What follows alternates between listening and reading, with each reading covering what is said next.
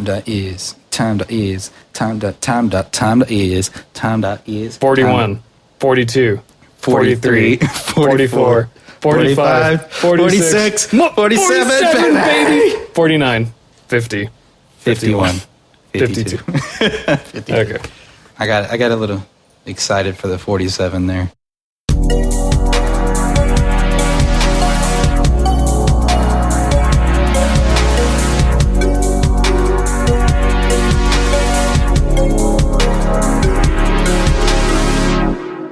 Hello, and welcome to the Interstate Gamers Podcast. I'm your host, Kevin, a.k.a. K-Slugs. My name is Peter, a.k.a. Deal for Real, and I'm also your host.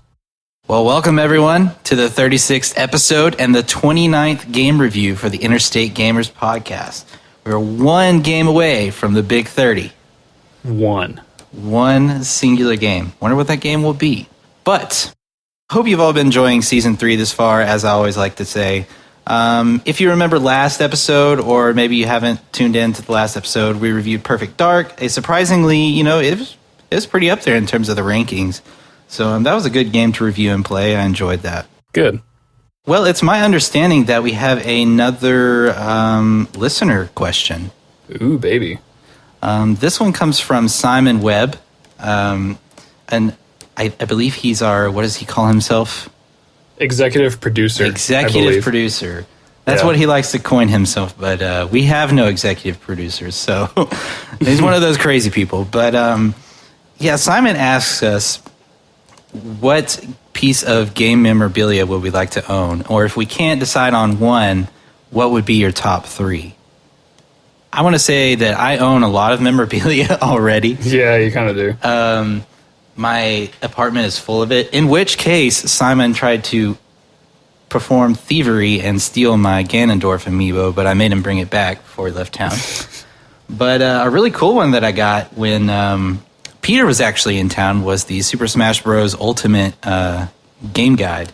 Yeah, that is a nice book. It's the content within. Some people may disagree with some points, but it's a very well put together, very attractive, handsome, beautiful book, I would say.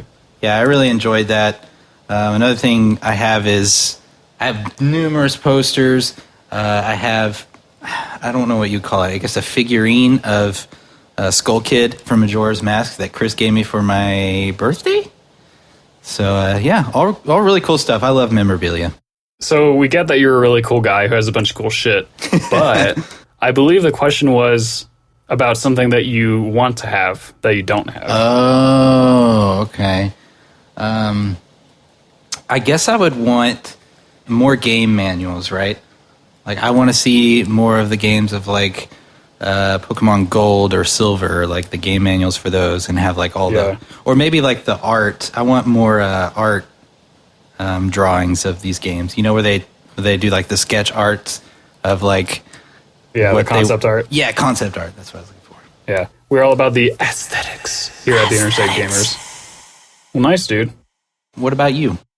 So, Simon, I'm going to split the difference between your two options you so considerately gave me, and I'll give you two items of memorabilia rather than one or three.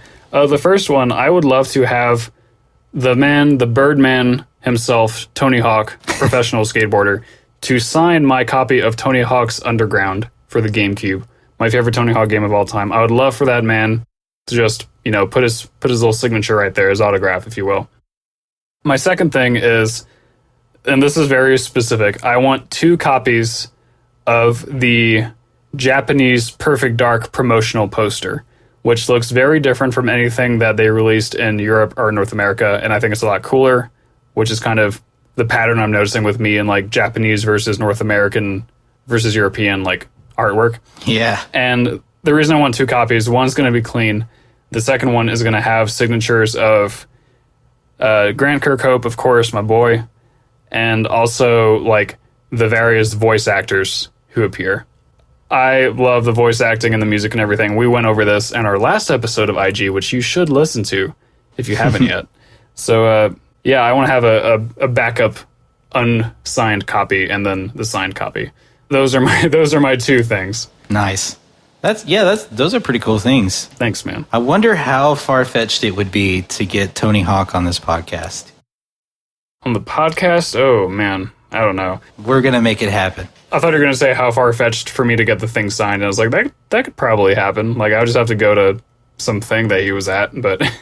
If you dream it, it can happen. Yeah. That's what we say here on the Interstate Gamers podcast. Speaking of dreaming of big things... I was about to make this segue. I think we've hit the big kahuna, my man. I think we've hit the big fish. Yeah, we've reviewed a lot of games, but this one perhaps might be the most iconic one we reviewed yet. And if you've already seen the title, so Peter, why don't you introduce the people to the Big Whopper? The Big Whopper, exclusively at Burger King TM, is called Legend of Zelda: Ocarina of Time.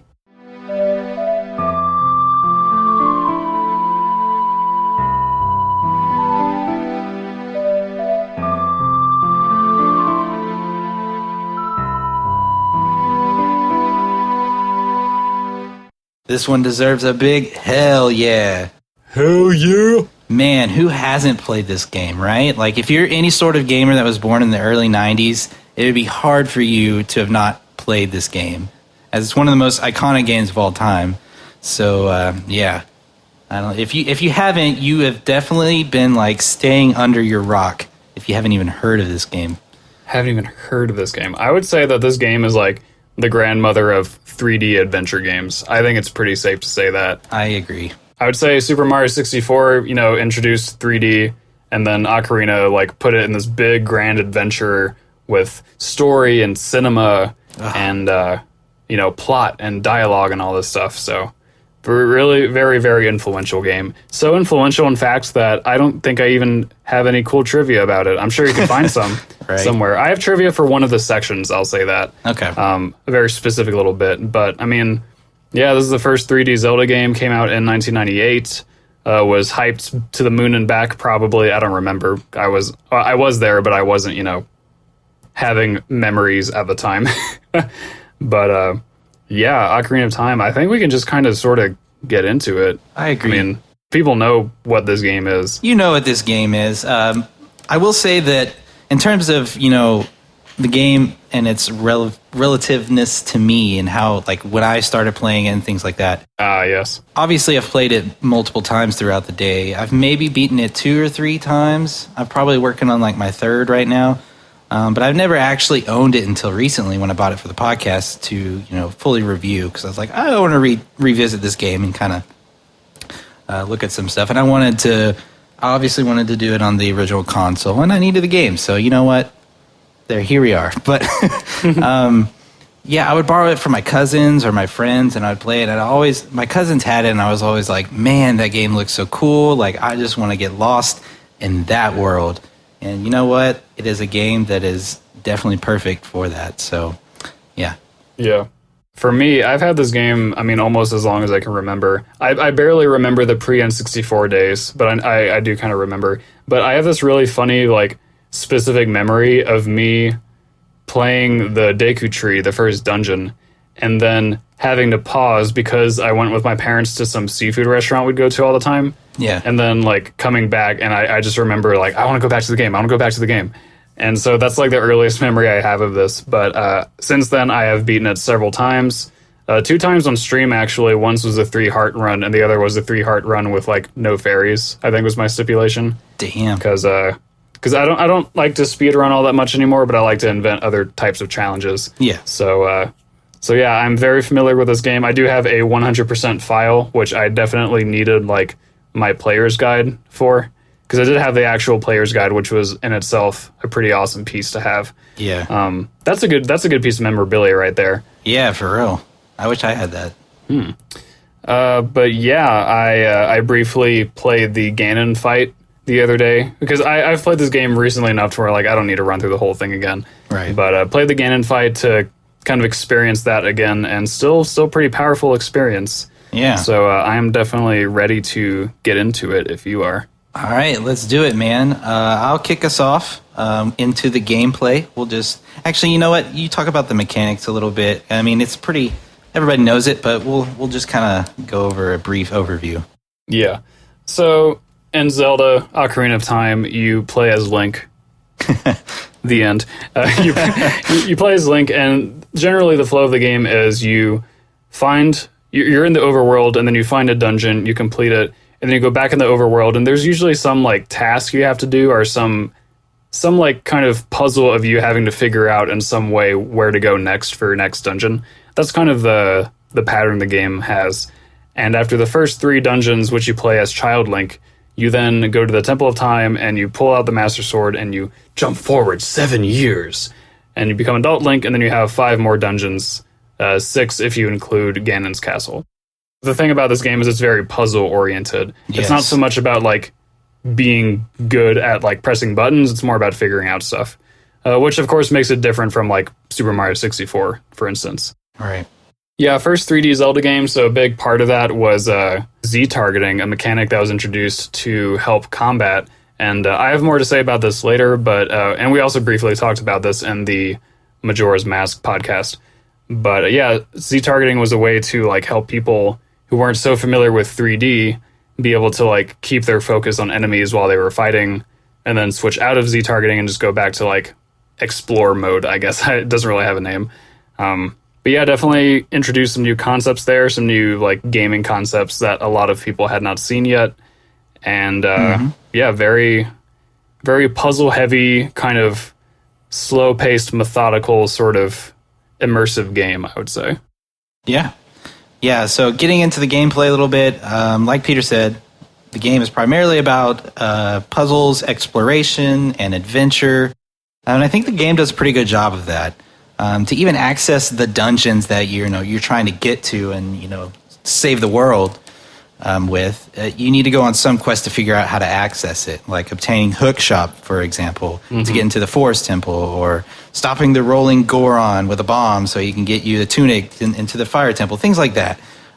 So you definitely have to go around asking people, like, hey, where the hell am I supposed to go? And so you kind of have to figure it out, or, just kind of experiment with the overworld, and it kind of immerses you into that world just naturally. And so you just feel a part of it when you're exploring. And I think that's just one of the game's strengths, and it does really well. It's not new to the series, as you'd have to do that from Link to the Past. But it definitely still works in this game, and I think they did it really well. Given that it was the first 3D Nintendo Zelda game, it did have some finickiness to it.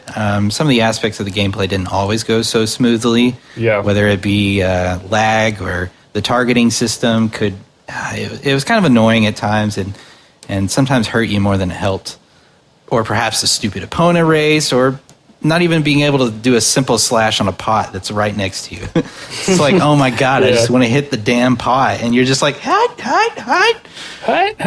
So it kind of got frustrating at times. Granted, the targeting system is understandable, as a lot of people had trouble with cameras in 3D space at this point in time. So not everything was so smooth in the early days of 3D. Yeah. But I feel like they did a good job overall. And a lot of the frustrations, whatever those might have been, I think they were handled and fixed, and this is not relevant, but they were handled and fixed in Majora's, and even in the 3D remake of this game. And the game was remade, I think, in like 2011 or something like that, so probably. A long time later. Yeah. And also kind of a long time ago, now that I think about it. Spooky. Yeah. I think that like there are some mechanic choices that influence the gameplay in interesting ways. One of them is the fact that it's kind of what's the way to put this? I wrote down auto platforming. Yeah. And what I'm referring to is how to jump, you have to run to the edge of a thing, and then as long as you're holding forward on the stick, you will jump that gap. And I think that was a really interesting decision, given like how fun it is to jump around in Super Mario 64. Yeah. And how like that is what makes that game that game. Mm-hmm. But I think this is just another piece of evidence that this game, Ocarina, was going to be about the immersion and about puzzles and problem solving, and like not at all really about platforming. There's a few places in the game where like you need to be quick on your feet, but as I mentioned a few minutes ago, it's definitely not an execution-based kind of game. And I think that'll come back later. I have kind of like an overarching opinion on the gameplay that I think that'll be an important part of, but I definitely think that's like the biggest sign of this game being like in a totally different world compared to that Mario game, which I think is good. Like, it's really good to have these two games that focus on two different things and do them well. You know what I mean? Yeah.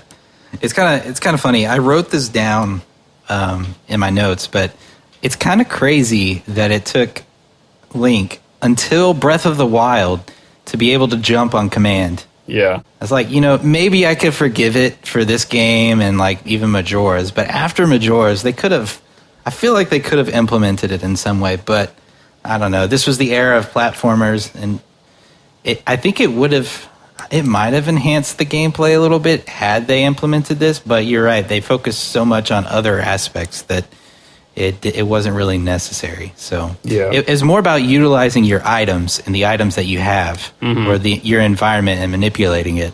And I think that's a much more clever way than just jumping all the time. But that being said, jumping can be really fun. I love to jump. I love to jump. Yeah. The items are definitely hugely important.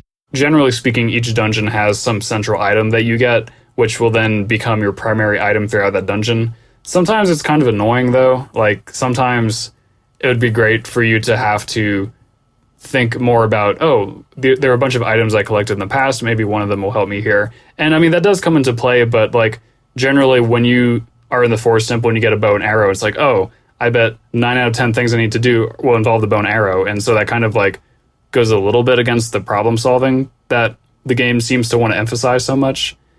But on the other hand, the items are all pretty cool. Yeah. And so like, I don't really mind having to use them. And that's the thing too, right? When you're playing it for the first time and you're going through each dungeon, you're like, I wonder what item I'm going to get. Sometimes you're like, obviously it's going to help me do this thing, but I wonder what it could be. And you might get hints or clues from some people that like you're interacting with, but you never quite know what it's going to do or look like. So it's kind of cool. I like that. It's very similar to Banjo-Kazooie in that you're gaining a move at almost each level. But to your point, after a certain point, you learn all the moves that you need, and then you can go and do all the other levels with all the moves that you have. So yeah, maybe it could have done a combination of one of those. Yeah. I want to briefly talk a little more about the Z targeting. And actually, this point I'm about to make is really heavily influenced or inspired by Egoraptor's video, Sequelitis, which talks, he has a bunch of them, but he has one that talks about the transition from Link to the Past to this game. And so one of his big points that I think is really valid and interesting is that in Link to the Past and the other Zeldas, there's no separate combat mode and non-combat mode, kind of like there is in this game. Yeah. Where Z targeting is like pretty much your default state when you're fighting, or the game wants it to be anyway. But he made an interesting point that I kind of want to echo here about how when you're Z targeting, because you're focused on that enemy, sometimes there are things in the environment going on that you can't really pay attention to because you're literally focused on this enemy. And so I think sometimes that hurts the experience of fighting. And especially when they have a bunch of enemies in the same room and like you can't really easily toggle your focus from one to the other, which is definitely a big problem that Z targeting has. Right. Yeah, I could see that. I knew Sequelitis would have some influence here in the review, but yeah, it is definitely it's never bothered me, like just playing the game naturally. I guess when you think about it, in that regard, you're like, it's not, you don't fight as many people at once because of Z targeting.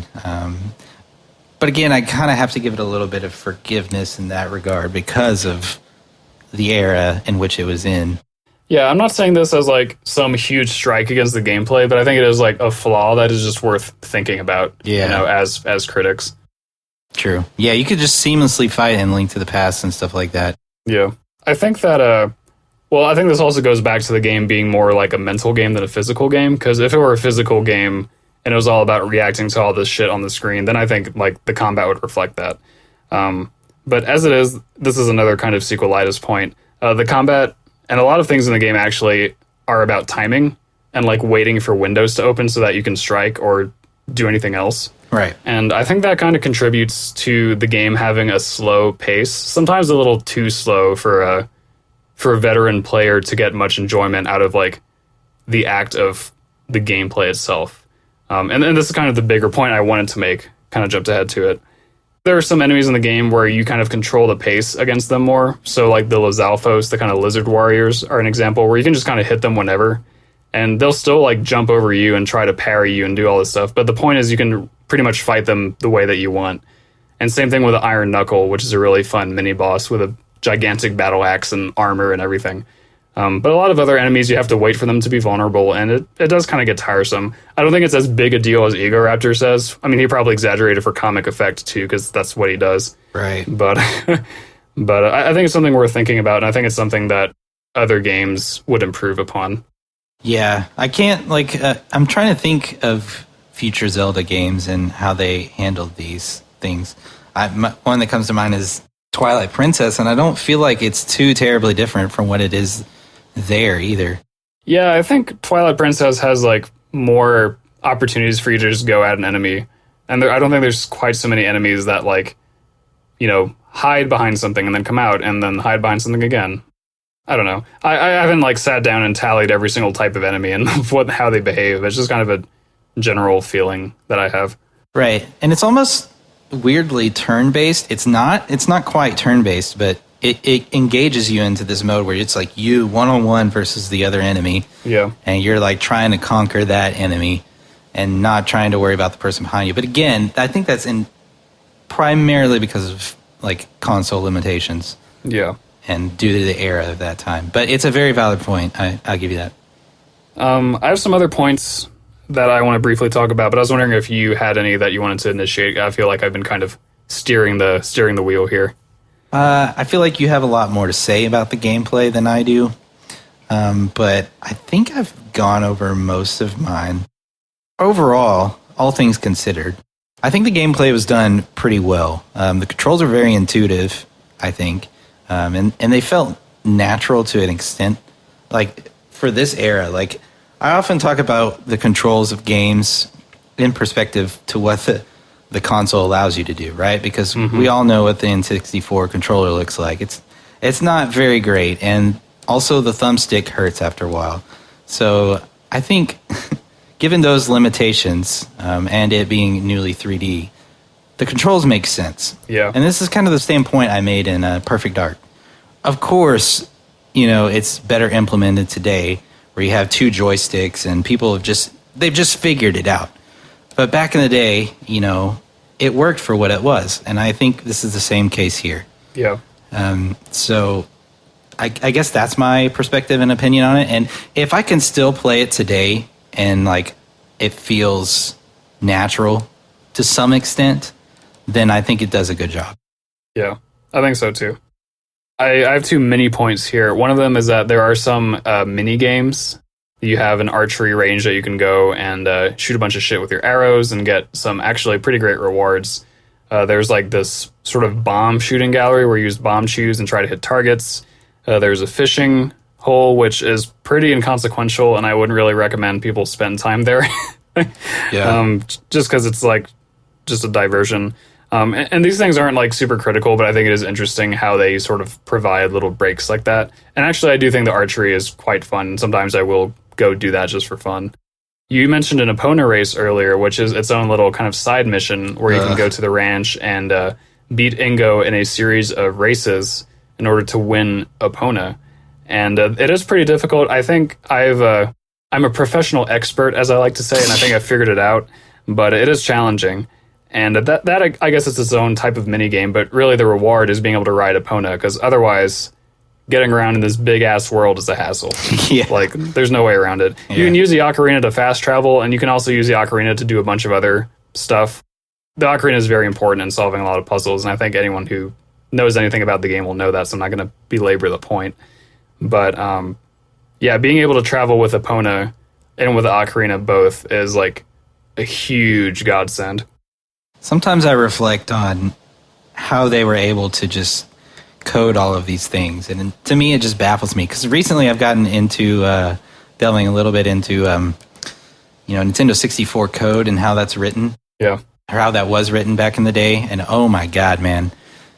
Unless they had like some kind of game engine, which I'm sure they did. I'm sure that they had Nintendo, like these developers, the big mainline developers had these game engines they were able to utilize. But man, that stuff is hard. Even just like incorporating textures into the game is just, it feels like it would take forever. And it probably did. They probably just had huge, massive amounts of teams just working on these games. But yeah, kudos to them for just incorporating all that stuff. I agree, man. The very last point I have is the transition from kid to adults and back again, which I think is a really interesting concept. This makes the biggest impact in the content section when you're talking about like how the landscape of the game changes from kid to adult. But there's a few gameplay changes as well. The biggest one is that some items are restricted to only adult or only young Link, which is kind of interesting, and sometimes it feels arbitrary. Like, why wouldn't adult Link be able to use the boomerang? Yeah. But it's like a thing that doesn't really make sense. And I'm pretty sure they did that so that they would like force you to get the hook shot, which kind of does the same thing but cooler, you know? Right. Like I think it's just for gameplay balance reasons. Not really balance, but like progression reasons. But that is interesting, and it does feel different to play as them. Not like they move all that differently. Like, it's not like young Link is fast and adult Link is slow, or at least not to my feeling. But it's just kind of interesting how they use little things like that. And like, you know, when you're a kid Link and you wear the big Hylian shield, you can't actually hold it, so you have to like hunker down like a turtle. You have to turtle basically to do anything with it. It's like, oh, that's a neat little touch. You know, like that makes you feel like a kid playing with this big ass shield that's way too big for you. Yeah, I agree. That's pretty fun. Yeah, man. Oh man, I had something I was going to add to that. Oh yeah, I was going to add to the hook shot. Have you seen that video by Matt Pat? I have not. Game Theory, where he talks about how much force is actually going on with the hook shot when Link hook shots something and like grapples to it. It's like, how much force is actually happening here? It's actually quite a bit. It should like sever his arm completely. But I've never like had illusions of it being possible. I did have a dream once when I was a kid that I was like hook shotting around this empty barn house with, you know, just wooden rafters aplenty. And I was like soaring through the air like, woo, this is awesome. And I woke up and I was like, oh man, that's not even physically possible probably. Did you not, in your dream, did you not go, hi? I don't think so. I think I was more like, yay! Like, you know. Yay! That's funny. You got anything more to add, or? I have my summarizing comments, but that'll come after I give my score, I think. All right. Well, let's give our scores then. I'll start by saying, I guess I'll do sort of a summarizing comment, but I'll say that I think the gameplay was done really well, and the score is going to be indicative of that. Do I think it's the best gameplay out of all the games we've rated? No, but I think it's pretty up there, and I think it's more about the exploration, the puzzles, and all of that stuff that we had mentioned before. So I gave it a 94. Dang. Yeah. 1994. I feel kind of similarly, but I think that the gameplay has not aged all that well. Actually, no, let me rephrase that. I think the act of playing the game isn't quite as joyous as with other games. At least not when you're going back to it. Because the game is so much about solving puzzles and like experiencing the story and everything, I feel like there's less incentive to go back and replay this game than there is for many other games that we've talked about. Like Tony Hawk or like Perfect Dark or all this other stuff. Okay. So that's my only concern, or my only like big drawback really, is that I just don't think it's too suitable for that. But I do think that it does what it does really well. And of course, you know, in 1998, this would have been like 100 out of 100.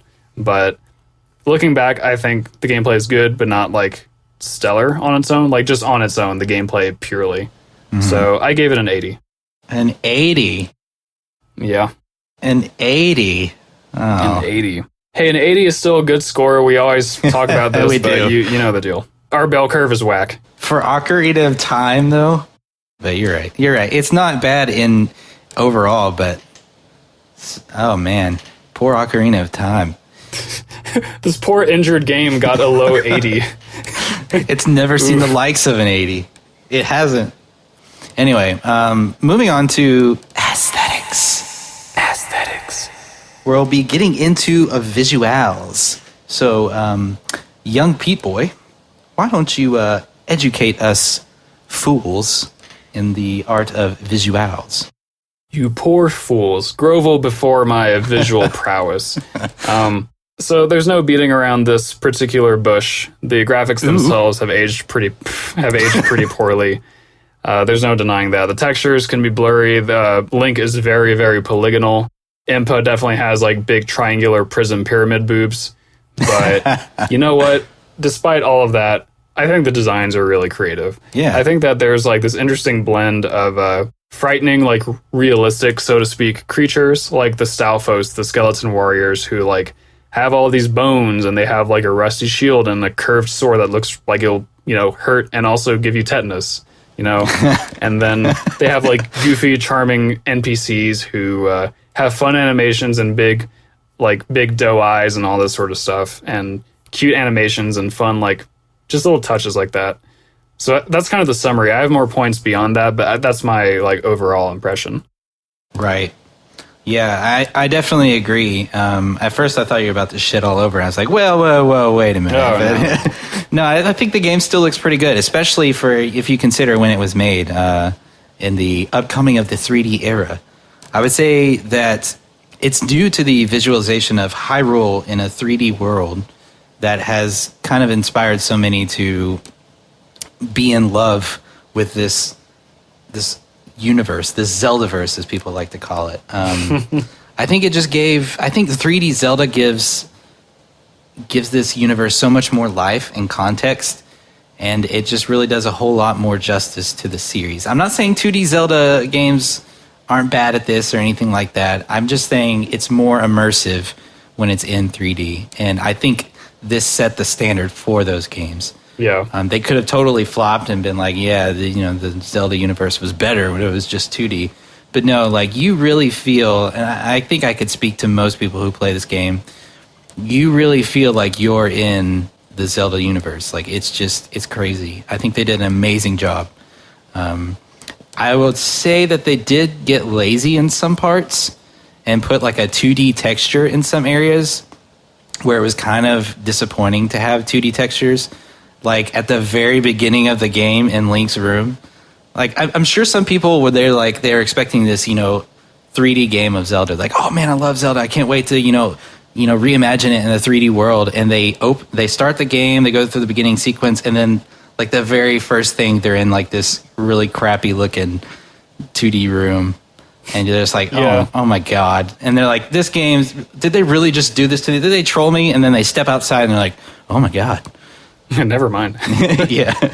Yeah, Link's Bedroom does not make the greatest first impression. I will say back in 98, I doubt that people were that picky about this sort of thing. Yeah, maybe not. But definitely like that room is kind of ugly. So when you step outside and you see all the beautiful green grass and foliage and elf people, it's like, yeah, this is pretty cool. I think part of the reason the game feels so immersive, to your point, is that there's just like an astounding attention to detail in the way that things look. And actually Kokiri Forest is a great example of this. Yeah. Where you have like little forest creatures like floating in the air with their, glowing bodies and little pulses of energy. And it just feels so radiant and so full of living material. Another example of this is Jabu Jabu, the Zora mythological creature sort of thing. Well, he's not mythological because he's real, but he's a big whale fish that you go inside and you do a dungeon inside him, which is really cool on its own, right? And also really gross. Yeah, but because it's gross, that means they did a good job. You know what I mean? And like, what's really weird is that the entire dungeon sort of continuously flexes in and out because he's breathing. Oh yeah, and that is like such a great, if gross, attention to detail moment. Like, that's just... Clanker's Cavern and Rust did something very similar with Clanker and Banjo. Yeah. I thought you were just like, ew. Or Rusty Bucket Bay, where you're like, man, this feels so polluted. Going back to the 2D textures, I wanted to point out that the 3D remake fixes a lot of these things. It's like they actually gave 3D models to these areas, like the Hyrule Courtyard. Yeah. Like they actually have 3D models for that, or the Temple of Time is actually a 3D model in that game. Yeah. So if you love Ocarina of Time and you haven't played the 3DS remake, I highly recommend it to anyone who hasn't played it. But in other news, frequent lag is also kind of an issue, and that's kind of where I docked at some points in this category. And this happened a lot in the early days of 3D games, and particularly when it does happen, it doesn't really hold up well over time. Like, it might have been more acceptable back in the day, but as time progressed, like, if you experience lag in today's world, people they hate it. It's unacceptable. And, like, people mention it for Breath of the Wild. They're like, oh, I don't like this, you know? So it is kind of an issue, and it is kind of annoying at times. Yeah. It doesn't help also that, like, the standard frame rate is 20 or something. Yeah. Like, it's definitely lower than 30 FPS, which, right. you know, us frame rate nerds over here like to get into the details of that. But, and I think because this game is not, like, an execution game for the most part, it's fine, but it's not great. And when it lags really badly, and then it's, like, a problem. Yeah. So I actually wrote down that Majora's Mask did a little bit better of a job making the game look good. But yeah, actually that's really my only point to that regard. But I think it did a good job. I think over time it's gotten a little stale. Maybe isn't the right word, but it's definitely decreased in value in terms of visuals. But I don't think it's bad, especially once again considering the time era that it was in. Always consider the time era. Yes. Always consider it. Now, we can't talk about visuals without talking about the cutscenes. The cinematic experience of the Ocarina of Time, which truly was the visual selling point of this masterpiece of a video game. 1998, 3D cutscenes with dialogue, not voice acting. I mean, they have, like, grunts and, you know, gasps and surprised, you know, and all that, whatever. Yeah. But dialogue that was well written, which I'll mention again in content probably, but very, very, very big emphasis on the cinema and setting the scene for everything that happens and everything that happened before you took control of Link and all that sort of stuff. I think this game has really good, like, directing. Like, there's some really cool shots and framing and, like, you know, cinematic terms that I don't really know, but I kind of know because I've watched people do videos about this topic. Right. And I mean, they have some really emotional moments. Like, one big one for me is whenever you're about to do the whole Shadow Temple thing, you go to Kakariko Village, a place where you've been several times by this point, and so you have kind of a connection to it, and you see that it's on fire, and you're like, oh, holy shit. And then Sheik is there, and Sheik has this, like, kind of determined expression on her face that she hasn't had by this point. Mm-hmm. So it's like a totally new texture on her face, and you're like, oh, like, this shit's going down. And there's this whole thing about the village being on fire, and and the whole Ganon sequence I think is still very epic and, like, very cool lighting effects and drama. Like, it's so dramatic, and I think it still is very. I mean, part of this is nostalgia goggles. I'll be the first to admit that, but part of it still feels very strongly dramatic and frightening. Right, and that just speaks to how good a job they did at that. Yeah, the narration is done really well. I think. Once again, the game does a good job of telling you a story. And the story, I think, is one of the best parts about this game. Yeah. I know a lot of people, and I was going to get into this with the content, but I know a lot of people say, oh, it's just like a very close... It mimics Link to the Past in its story, but I think it did so much better of a job telling the story. I think the cutscenes look really good, and they really add more flavor to the game. That's for sure. Yeah. They even bust out some, like, pretty cool visual effects in some of the cutscenes. Like, there's one where it's in the end credits scene, which, by the way, I love a lot. I think the end credits is great, like everyone partying and all this stuff. But there's this one part where, like, it shows the 6 sages standing together, and then they look up in the sky, and the skybox does this crazy warp thing that looks really cool and, like, psychedelic for a moment. Yeah. I was like, oh, that's neat. They were playing around with what they could do and, like, oh, what if we just fucking destroy the skybox? And it looks great. And so they use it in this one appropriate moment. It's like, that's really cool. Yeah.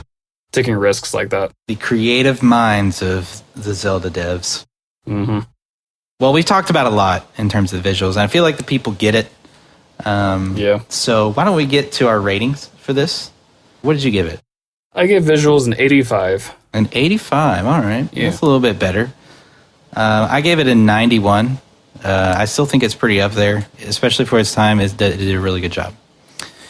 Moving on to the audio, I'm going to start this one off by saying this is a fucking legend. Banger. It's a banger. Bangerang. While I was reflecting on the game on my way to work the other day, I was thinking about the different categories and what I'd rank them, kind of getting a mental head start for how I was going to do things. And I think I came to the conclusion that this might be the most iconic soundtrack of all time, if not the best video game soundtrack, I should say. Almost every track is a banger.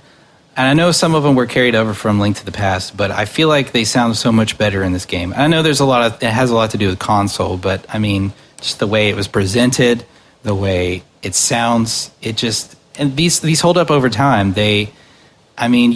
People know these tracks, and I think it's one of the things that made the game so iconic were these soundtracks. Like, all the songs that you could play on the Ocarina, the Song of Storms or whatever it's called, or the Lost Woods song, or whatever. I know I'm bad at naming these songs off the top of my head, but I think those are all correct. Yeah. Saria song. Saria I guess would song. be the name for it. Yeah. Yeah, but you know it more as the Lost Woods song. But everybody can like hum the tunes in their head as I'm saying these, right? Or like the Song of Time. There's just so many iconic tracks. Or like even the owl, I forget his name, but you're like da na na na na na na na, and you're just doing like the whole whip and nay thing. But his name is Kapora Gabora. Kapora Gabora, right? Yeah. No wonder I forget his name, but yeah, it's a freaking banger, man. And I love this soundtrack, and I don't think I'm afraid to say, after much contemplation, I had to think about it, but I think this might be the best video game soundtrack of all time. Damn, son. Actually, on that note, one of my favorites music publications, Pitchfork.com, they review a classic album every Sunday, and a couple weeks ago, they reviewed the soundtrack for this game, which I think... I've been reading their website for a long time, and not that I've seen every review they've done, but I think this might be the first proper video game soundtrack that they've ever reviewed. So, I mean, the fact that they would consider this to be a classic album, along with, like, albums from Stevie Wonder and Madonna and shit like that, like that tells you something about how culturally important this is for our generation, or at least for anyone who played video games. Yeah. I pretty much agree with everything you said. Music is some of the best of all time. That Hyrule Field theme, if I'm just listening to it, I can get some tears. I'm going to say it. It's one of those soundtracks. Yeah. And it's also cool because the Hyrule Field theme for this game is totally new. They didn't steal the dun dun da da da da. Yeah. Like, that theme is not in this game, which is crazy to think about. But it really isn't. They invented something new and, didn't rely on that crutch, and it turned out great. One really interesting thing about the music is that this is the first time that the dungeons started getting more ambient pieces of music. Yeah. Rather than the, more active and engaging pieces from Link to the Past and Legend of Zelda 2 and whatever. But I think it's really cool that they still gave each ambient piece some, like, really distinctive elements that can still grab your attention and be kind of catchy in their own way. Like, for example, the Forest Temple has that, and it has the booty, booty, booty, booty, which is very creepy. And every dungeon soundtrack has something like that you can, like, hook onto and just enjoy. It's not just, generic whatever babble. I think it's really cool that they did that. I think that's a really good direction, and it helps keep the game immersive, and it helps to not annoy you with music while you're trying to figure out some dungeon puzzle. Yeah, I agree, man. And the sound effects, everybody knows I love those sound effects. Dude, the sound effects are pretty spot on, in my opinion. I know a lot of people give Navi a lot of flack for saying, hey, listen, but I freaking love that. That's one of, like, I think, in terms of Link's partners over the years, I don't know how many there are, but I know there's Navi and Tattle and Midna and all that stuff. But I think Navi's the best because of Hey Listen. I know she kind of interrupts you maybe a little bit too often, but it couldn't be any worse than Kabora Gabora or whatever his name is. Yeah. But I've always loved the Hey Listen and stuff like that. Or Watch Out. I think it's overblown on the internet. I think hating Navi is a meme. Yeah. I also think defending Navi is a meme, so we can't win here. But What? Is it really? I think so. Damn. And actually, the same thing about the water temple. People are like, "Oh, the water temple's the hardest," and that is now a meme. Yeah. But calling out people who say that is also a meme. So Damn. No winning.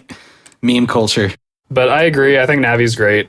Maybe interrupts you on the overworld more often than she should, and I think they fixed that with Tattle and Majora's. I think I actually made this point in that episode. Season finale of season 2, by the way, for anyone who hasn't heard it. Yeah, good review. Yeah, good review. I agree with the sound effects being great. They're very stylized. Like, when you hit an enemy, it goes like, you know, which is actually pretty gruesome. Yeah. It's a gruesome sound, but you don't think about it. You're just like, you know, adventuring and killing things. So, of course, you're going to go. Right. The ocarina is great. Like, playing the ocarina is a lot of fun. Yes. You can just freestyle. You can play Hotline Bling on the ocarina, which I have a Twitch clip of, which is great. Shameless plug. But yeah, I really enjoy everything audio related. I do have a fun fact here. This is what I alluded to at the beginning. So in the Fire Temple, there's like some ominous chanting. Mm-hmm. In the first version, or first 2 versions of the game, I forget what exactly, those clips were from a stock World Sounds CD that the devs had bought, and it was some samples of Islamic chanting. Oh, yeah. And they actually realized this before the game went to distribution. They realized that this was Islamic chanting, so they then replaced it with like MIDI, you know, choir samples that were kind of mimicking the original. So people often assume that they made this change after getting some feedback, like from Muslims or Muslim players who, you know, took offense to that. But they actually found this and changed it before the game was distributed. So like all these versions of the game with corrections or without corrections were distributed at the same time. So they just, you know, had a batch that I guess they had manufactured, and I don't know. It's a little unclear, but I think it's an interesting piece of trivia. Yeah, that is interesting. I kind of forgotten that fact, but yeah, I think I've seen that before on the Did You Know Gaming YouTube series or whatever. But yeah, that's pretty cool. It's pretty cool trivia. One of my favorite sounds is kind of subtle, but I think it does an excellent way of like rewarding the player for paying attention. Is the Skulltula sound, where they kind of shimmy around. They go, shh, shh, shh, shh, and you're like, oh, a Skulltula's nearby. And so you like stop everything to look for this thing. And I think that's done really well, because it's like you can be really in the moment and just kind of forget that, you know, you're kind of collecting these things. But I think, you know, if you're kind of sort of paying attention, or you're like doing something, you're trying to figure something out, and you hear that sound, you're like, where is it? Where is it? I got to find it. Where's Harvey Dent? Basically. I actually thought that was really cool. And all the sounds are really cool like that. Hi, Sky. What? Hi, Dad. Can you remind me how you pronounce the name of that spider? I say Skulltula. See, I say that too. I think it's supposed to be Skulltula on the pattern of tarantula. Right, okay, that makes sense. But I've always said Skulltula, so Skulltula boys. Hashtag Skulltula. We've reached the halls of Skulltula.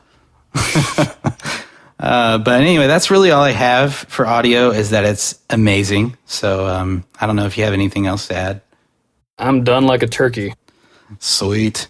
So why don't you give your rating? I gave audio a hot, fresh, tasty, oven-baked 100. Damn. Literally perfect. Literally perfect. Well, you know what? I'm going to do something that's never been done on the history of this podcast. And I am going to give the audio a 100 as well. Wait, is this your first hundo? This is my first hundo. Oh my God. Ever. Whoa. Fact checkers, please No, I'm just kidding. We have the facts. We have the facts. They're out. Audio 100. It literally could do no wrong. It's so good. I'm not even ashamed to say this, and I don't think many people would disagree. It sets the standard for video game soundtracks and sounds.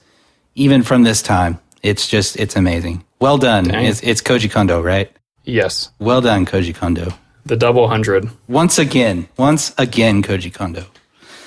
Well, moving on to content after that bombshell. Content. I think I'll start out by saying that I think the best thing about this game and its content is its story. I think, like I mentioned before, some people say it's identical to LTTP, and some people get salty about it. But I think the story is much better and is much more immersive than Link to the Past. If you think about Link to the Past, while a great story, sometimes you can get bored, and I think we even mentioned that in our review of the game itself.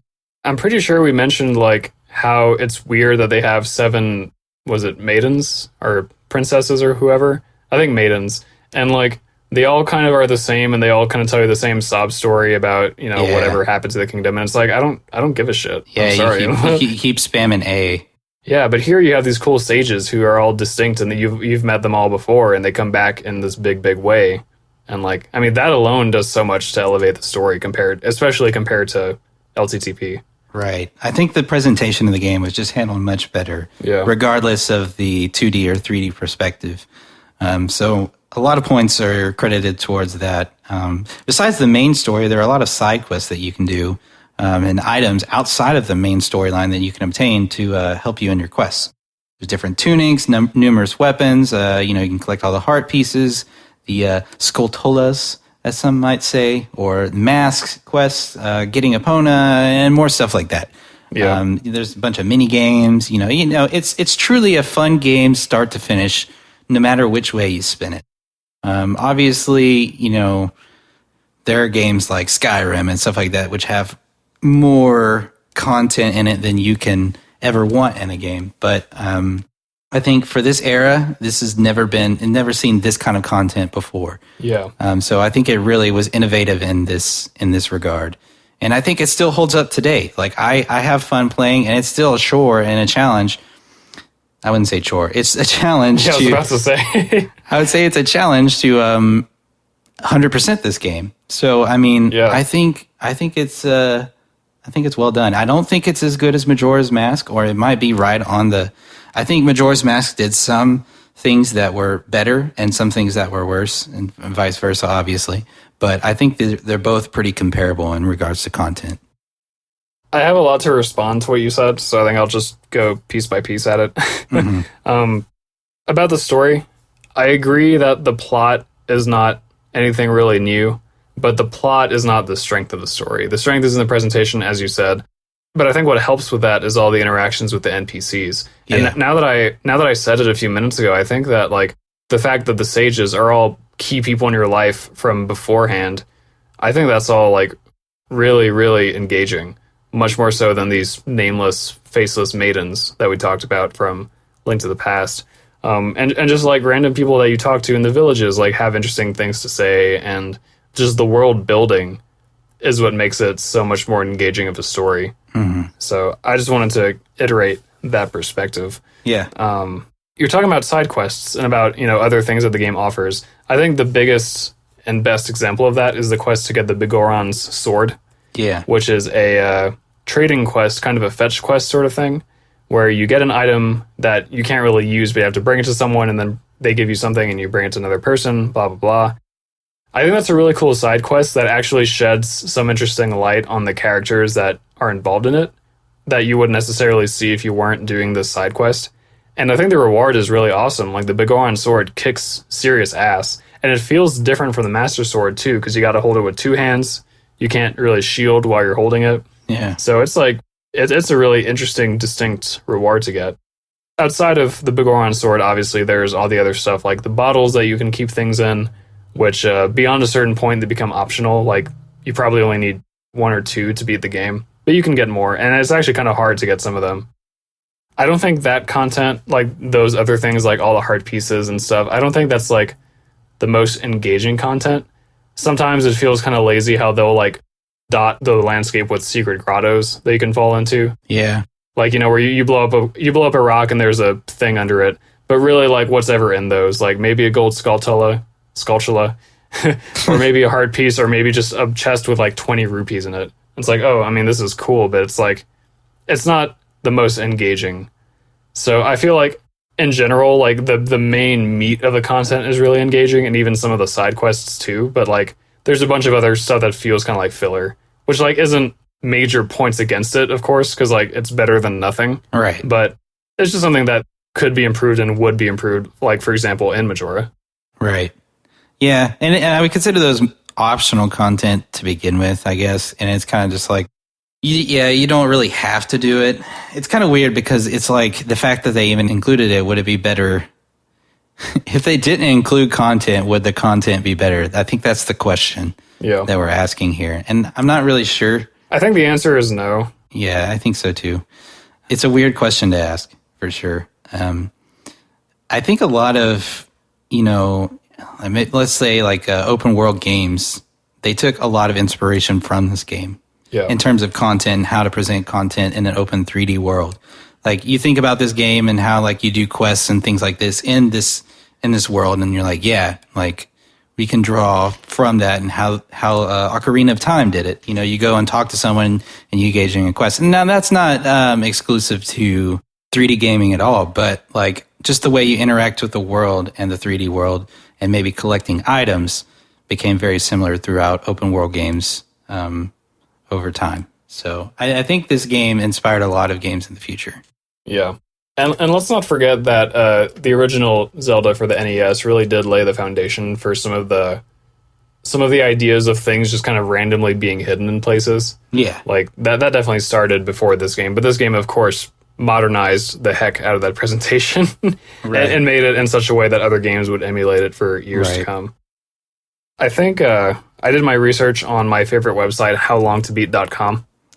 And apparently the game takes about 30 hours to beat without 100%ing. If you do 100%, it could take maybe 40 hours. So that's a pretty decent chunk of game.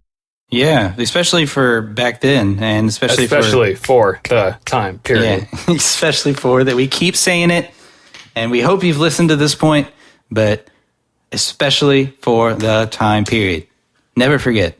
But never forget. Yeah, it's interesting because would you say Link to the Past, how long, you probably don't know this, but how long did it say it would probably beat that game? I would guess probably like 10 hours or something. 10 hours. Maybe. Yeah. So even adding a whole new dimension, they were still able to pack a lot more content into this game. I think that's pretty incredible. Yeah. Maybe because they were able to add a whole new dimension, made exploring the world a lot easier for people. So I don't know, but I think it's really interesting. 30 hours to 40 hours of content for a game in this era. That's crazy. I have one more content comment, which is, oh my god, Sheik is Zelda? What the hell? Oh my god. What the heck? Sheik is Zelda. Sheik, my strong, beautiful boyfriend, is actually Zelda. Holy shit. Damn. It's like freaking... She pressed down B. It's like Darth Vader being Luke's father, but actually, you know what's funny is in some in some issue of Nintendo Power that I used to have, there was a letter to the editor about this reveal that Sheik was Zelda, and they said, this is like finding out that Luke is Darth Vader's son.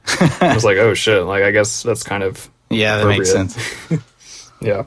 Well, I don't really have anything else to add. What about you? I'm spent.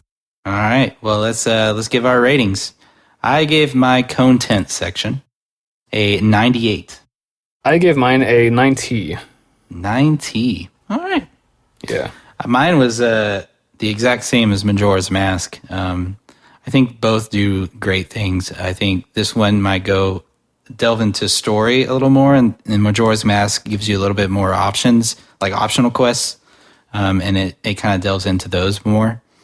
But yeah, I think they both have strengths, and I think they're both really good. So I don't remember exactly my score on Majora's, but I'm pretty sure that I enjoyed the narrative of Majora's more than this game. Yeah, just because like the premise itself is almost objectively more interesting, and there's much more of a focus on the side characters and deeper relationships, I feel. But this game definitely like I don't think Majora's could have happened without this. So this definitely has value still. Yeah, and this is definitely like a classic traditional approach. So definitely good. Not stellar anymore, I don't think, but still very good. It sounds to me like that you're getting a little burnt out on Ocarina of Time. That's what it sounds like. You know, it's just hard to say stuff that hasn't been said already. I think we have some good nuggets that I haven't seen every Tom, Dick, and Harry say on their Medium post about Ocarina. Yeah, you know, but it's definitely a big Kahuna, big whopper, as you said earlier. Yeah. Well, I hope we've done it some justice, and to that end, let's do our number crunching. All right. Greetings, Legos and jelly beans. We are back with our scores. First, I will recap mine. I gave gameplay an 80, which I'm sure I'm going to get some hate mail about, but deal with it. Deal with it. .gif. Visuals, I gave 85. Audio, I gave 100, so you're welcome. And those two last scores give my aesthetics a score of 92.5. My content is an 90. Whoops. And that brings my overall score for Ocarina to an 87.5. 87.5. That's interesting. Couldn't even crack a 90, dude. This game sucks. Damn. Damn. Well, I gave gameplay a 94, and then my visuals were a 91, and my audio was 100, making my aesthetics rating a 95.5, and then my content was a 98, bringing my overall score to a 95.8, which is, interestingly enough, the highest rated Kevin game on IG. Dang. Which is, I don't think it, I'm going to clarify, I don't think that it is my favorite game of all time, but I think in terms of what I'm rating it and what I think it is of all time is the best out of what we've rated so far. Yeah. I feel a similar way about my Celeste rating. Because like Celeste is my favorite game of all time, but I think it like scores really well everywhere. Right. So I see exactly what you're saying. So that brings our IG score to a 91.7, which is not something I would have expected if you had told me that we were going to rate this a 91.7, which puts it 7th on our list. Also something I wouldn't have expected. But, it's still a high-rated game, which it should be, right? And it is 0.1 below Banjo-Kazooie and 0.2 below Celeste. What about Majora's Mask? Well, Majora's Mask is our number one game. Is number one, 94. Thanks in no small part to Jason Tate from the Yeasty Boys. Well, particularly you too, because you didn't give that game an 80 on gameplay. No. I do think Majora is a better game, and I think my scores in both games reflect that, if I remember correctly. So I'm pretty happy with the score I gave Ocarina. I am surprised that when I did the math, it came out to less than a 90 overall for me, but I don't know, man. That's how I feel. Like, for a game that came out 20 years ago, for it to score as well as it did, in my opinion, is still really good. For sure. Yeah, I agree. Well, we did it. We rated the big fish, as some might call it, and we want to know what you think. What do you feel about Ocarina of Time? It's definitely a controversial game. It's definitely iconic. So let us know. Tweet at us or email us your thoughts and opinions.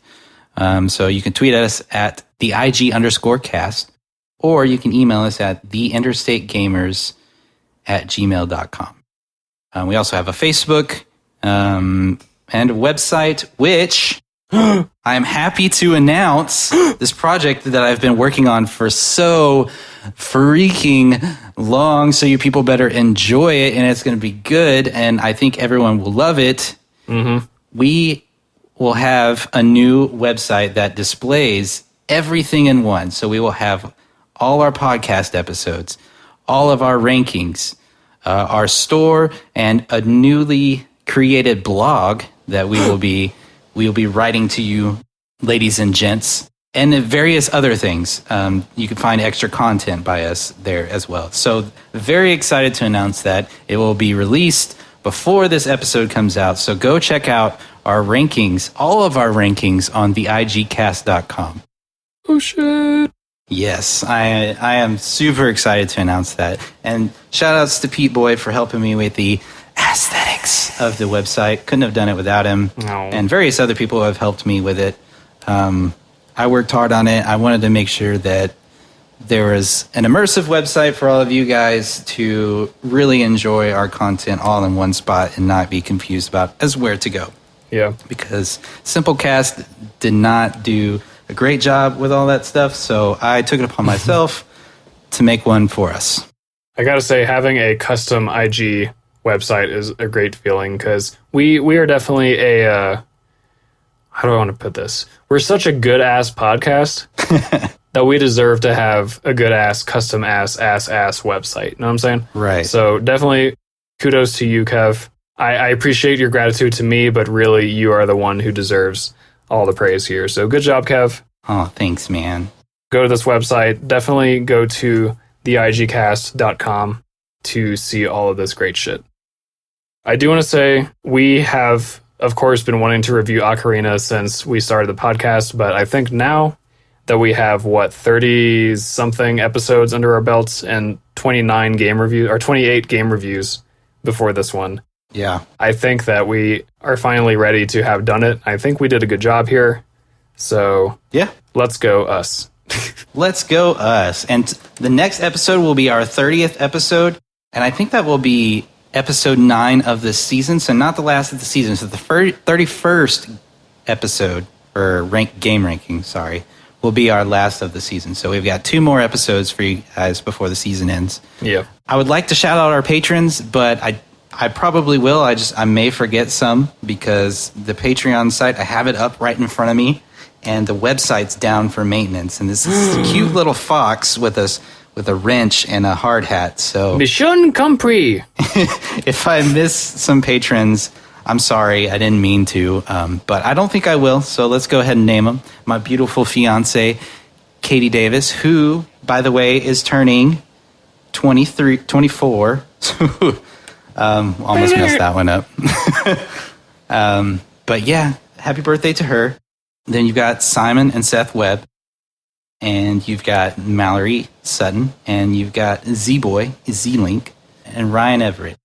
Thanks to our patrons. We definitely appreciate you so much. You make all of this possible. If you'd like to support us, definitely please consider it, because we love doing this and we love bringing you this content. I personally love rating video games and letting you guys know my thoughts. This stuff is just like a dream come true for me. So I definitely appreciate it. I mean, I could take it or leave it because, I could be playing Perfect Dark right now. But alas, I have to do this dumb thing with Kevin. Right. But yeah, I don't really have anything else to say. Pete, did I miss anything? I think you're all set, man. I think now all that's left for us to say is goodbye. Love you to too, our guys. wonderful audience. Yeah, and love you too. Dang it, Kev. I was going to say it. I thought that's what you were getting to. Anyway, love you too, guys. We'll see you later. Bye.